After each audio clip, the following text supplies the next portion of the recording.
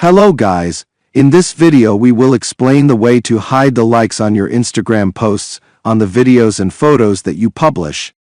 We will explain the way to activate or hide the likes according to your desire, but before broadcasting in the explanation, do not forget to like the video and subscribe to the channel as well, not in order, and share the video.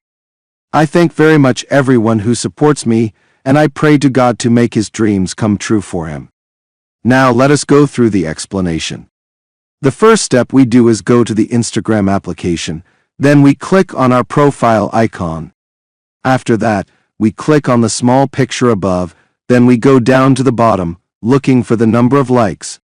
Here, you will find the number of likes. Click on it now. As you can see from this option, you can activate it, so that no one can see the replay of the likes on your Instagram posts for the videos and photos that you publish. Also, when this feature interacts, it activates automatically on the Breast application because it is linked to the Instagram Canada application. The topic of today's video. If you have any suggestion, any problem, or any question, please write it in the comments. See you in the next video.